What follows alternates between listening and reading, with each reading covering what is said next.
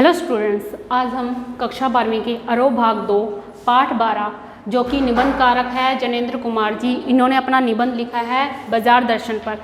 इसका मैं सार बता रही हूँ। बेटा मैं सबसे पहले ये बताऊँगी कि जो भी मैं ये बता रही हूँ आपको पॉइंटें, वो सारी पॉइंटें आपके क्वेश्चन आंसर में भी हेल्प करेंगे। यानी आपके सारे क्वेश्चन आंसर है, आपके जो सारे प्रश्न उत्तर है वो इन पॉइंटों पर आधारित है, इसलिए आप ये वीडियो ध्यान से देखें।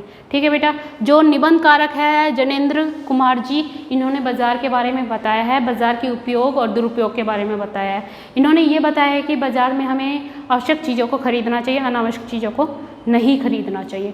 बेटा सबसे पहला पॉइंट है हमारा, मैंने पॉइंटों में बताया इस बार, क्योंकि अगर आपके पॉइंट क्लियर हो जाएंगे तो आपके सारे क्वेश्चन आंसर है वो क्लियर हो जाएंगे। ठीक है बेटा जी। पहला पॉइंट है पैसे की गर्मी का प्रभाव। पैसे की गर्मी का प्रभाव,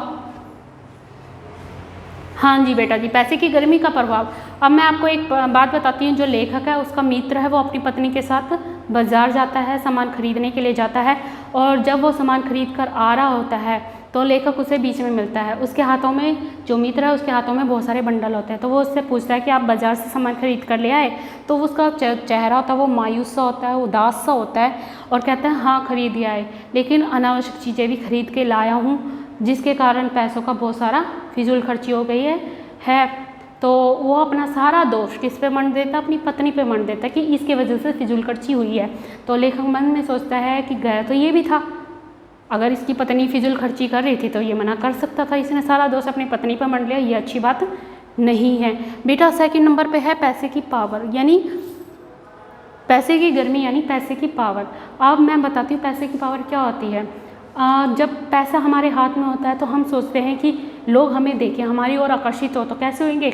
वो पैसे की पावर में क्या खरीद लेते हैं? कोठी खरीद लेते हैं, बंगला खरीद लेते हैं, कार खरीद लेते हैं कि लोग आएँ और हमें देखें और हमें समझे कि हाँ हम अमीर हैं, हम बहुत अच्छे लोग हैं, हम अमीर लोग हैं। तो ये होती है पैसे की पावर। और कुछ लोग हैं पैसे की पावर को समझते हैं तो वो क्या करते हैं, जमा करने लग जाते हैं। जितना ज़्यादा हमारे पास पैसा होगा उतने ही लोग हमारा सम्मान करेंगे, उतने ही हमारे साथ रिश्तेदारी जोड़ने की कोशिश करेंगे। ये होती है बेटा पैसे की पावर। फिर अगला पॉइंट है हमारा बाजार का प्रभावशाली आकर्षण। बाजार का प्रभावशाली आकर्षण कैसे बेटा? जो लेखक है उसका जो मित्र है वो बाजार जाता है अपनी पत्नी के साथ, और उपयोग की चीज़ों के अलावा वो अनावश्यक चीज़ें भी खरीद लेता है। जो दुकानदार है वो वस्तुओं को इतनी तरह सजाता है, इतनी अच्छी तरह से सजाता है कि ये लोग उसकी ओर आकर्षित हो जाते हैं, ग्राहक उसकी तरफ आकर्षित हो जाते हैं। जैसे कि उसका मित्र हो गया, उसके तरफ आकर्षण तो हो गया और उसने सारे सामान है वो खरीद लिया।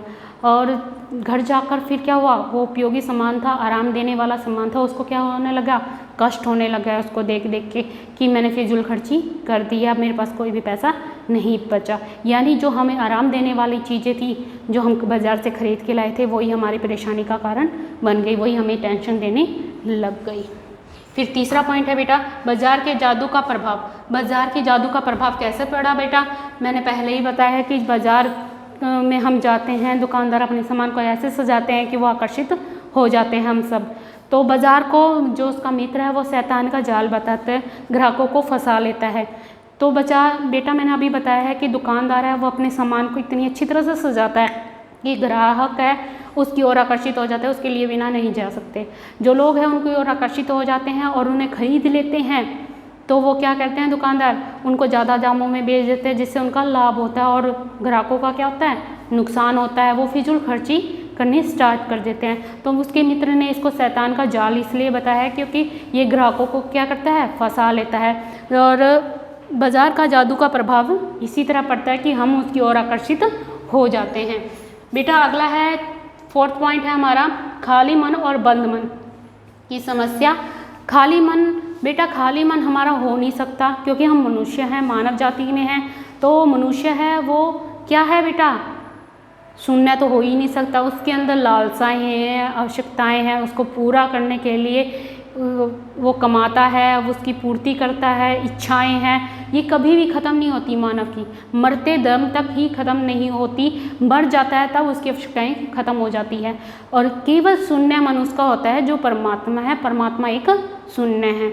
इसलिए हमारा जो हम मनुष्य हैं हमारा कभी भी शून्य मन नहीं हो सकता।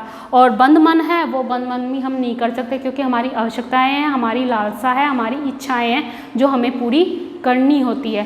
बेटा अगर किसी के पास आज साइकिल है तो वो सोचता है कि हाँ मेरे पास कार हो, और जिसके पास कार होती है वो सोचता है कि मेरे पास हेलीकॉप्टर हो या हवाई जहाज़ हो।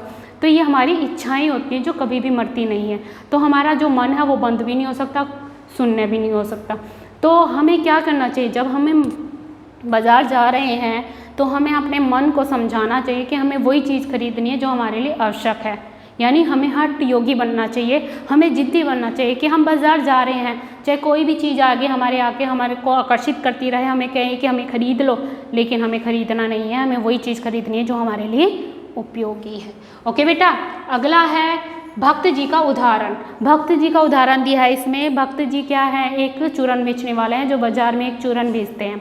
उनका एक नियम है कि वो 6 आने से ज़्यादा पैसे नहीं कमाते, और 6 आने होते ही वो अपनी दुकान को बंद कर देते हैं, और जो बाकी बचा हुआ चूरन है वो बच्चों में मुफ्त में बांट देते हैं। अगर कोई उनको लालच देता है या फिर ऑर्डर देता है या थोक के भाव में उस चूरन को खरीदना चाहता है तो वो नहीं बेचते। उनका अपना नियम है, उन्होंने अपने आप को कंट्रोल कर रखा है, अपने मन को कंट्रोल कर रखा है। उनकी जो अंतरात्मा है वो संतुष्ट है कि उनकी जो 6 आने हैं, जो उन्होंने 6 आने कमाए हैं, उन्हीं से ही उनकी आवश्यकताओं की पूर्ति हो जाती है। और जो पैसा है उनको उनसे भीख मांगता है कि हाँ तू मुझे ले, मैं तेरी सारी आवश्यकताओं को पूरा करूँगा, तुझे आराम दूँगा, तुझे जिस पैसे से तू अपनी खुशियाँ खरीद सकता है, तुझे सुख सुविधाएं दूंगा, वो पैसा उसको क्या करता है, भीख मांगता है कि तू मुझे कमा। लेकिन है जो भक्त जी हैं वो क्या करते हैं बेटा, संतुष्ट हैं, अपने मन को कंट्रोल कर रखा है, तो उन्होंने सिर्फ 6 आने ही कमाए हैं। वो 6 आने ही कमाते हैं और फिर बाकी का चूरन कहाँ बेच देते हैं, बच्चों में फ्री में बांट देते हैं। ओके बेटा, फिर आगे है हमारा पैसे की व्यंग्य, शक्ति का प्रभाव। व्यंग्य होता है बेटा टोन। अगर मान लो हम सड़क के साइड में से जा रहे हैं, सड़क से गुजर रहे हैं और एक महंगी सी कार हमारी साइड से गुजर जाती है, तो हम क्या सोचते हैं, काश ये कार हमारे पास होती, काश इसको मैं ड्राइव कर रहा होता, काश कि ये मेरे घर में खड़ी होती। होता है ना बेटा ये, हाँ सबके मन में होता है बेटा ये सारी चीज़ें। तो क्या कहते हैं, कई बार हम ये भी सोचते हैं काश मैं अमीर माँ बाप के घर पैदा होता तो मुझे सारी खुशियाँ मिलती, सारे सुख सुविधाएं मिलते, मुझे इतनी धूप में काम करने की ज़रूरत नहीं होती, इतनी भाग दौड़ करने की ज़रूरत नहीं होती। ठीक है बेटा, तो ये सारे सोचते हैं बेटा। ये जो साइड में से कार गुजरी, हमारे पैसों वाली कार गुजरी है, ये पैसे वाली कार हम पे व्यंग्य करती है कि देख मैं कितना अच्छा हूँ, मैं कितना ऐश आराम कर रहा हूँ और तू कैसे सड़क से गुजर रहा है। ये हम पे टोंट कसता है। ये हमारे साथ नहीं होता, ये सगे संबंधियों के साथ भी होता है। और अगर हमारे सगे संबंधी भी इतने अमीर होते हैं तो हम ये सोचते हैं काश हम इसके घर में पैदा हो जाते। होता है ना बेटा, मैं सुख सुविधाएं भोग सकता है इनके घर में। तो ये सबके साथ होता है बेटा। बाजार के बारे में भक्त जी का दृष्टिकोण, जो बाजार में चूरन बेचते हैं भक्त जी, उनके बारे में पूछा है कि जो भक्त जी चूरन बेच रहे हैं उनका बाजार के प्रति दृष्टिकोण कैसा है। तो बेटा जो चूरन बेचने वाले भक्त जी हैं उनके घर सामान ख़त्म हो जाता है, थोड़ा सा मतलब चूरन बनाने वाला, तो वो बाज़ार जाते हैं, लेकिन अपने मन को दृढ़ करके जाते हैं। वो जिद करके जाते हैं कि मैंने यही सामान खरीदना है। वो बाज़ार से सारी बाज़ारों से गुजरते हुए, क्योंकि पंसारी की दुकान है वो सबसे लास्ट में होती है, तो सभी दुकानों के आगे से गुजरते हैं। जो वस्तुएं दुकानदारों ने अच्छी तरह सजा के रख रखी हैं उसकी ओर आकर्षित नहीं होते वो, क्योंकि उनका मन संतुष्ट हो रखा है, उन्होंने अपने मन को दृढ़ बना रखा है। सभी से राम राम करते हैं, जो वस्तुएँ हैं उनकी तरफ मुस्कुराते हैं, आगे चलते जाते हैं। और लास्ट में जो शोरूम आता है वहाँ पर भी बहुत अच्छी अच्छी चीज़ें होती हैं, उनको देख के वो मुस्कुराते हैं और फिर अपने पंसारी की दुकान पे पहुंचते हैं। सिर्फ वो काला नमक और जीरा लेते हैं अपने चूरन बनाने के लिए, जो उनकी आवश्यक चीज़ें हैं वो ही लेके वो घर वापस आ जाते हैं। उनको कोई भी चीज़ आकर्षित नहीं करती, क्योंकि उनके मन में संतोष है, उन्होंने जिद बना रखी है कि हाँ मैंने आवश्यक चीज़ें ही खरीदनी है। बेटा आगे है बाज़ार की सार्थकता। बाज़ार की सार्थकता कैसे बेटा, अगर हम बाज़ार जाते हैं तो बाज़ार में जो दुकानदार है वो अपनी वस्तुओं को इतनी अच्छी तरह से सजाते हैं कि वो क्या करते हैं, हमको आकर्षित करना शुरू कर देते हैं। जो ग्राहक है उसको और आकर्षित करना शुरू करते हैं। आपको मैं बता दूं कि जो दुकानदार है वो अपने लाभ के लिए इन वस्तुओं को सजाते हैं, क्योंकि दुकानदार है वो लाभ तो कमाएगा, लेकिन और ज़्यादा लाभ कमाने के लिए वो ऐसे काम करते हैं।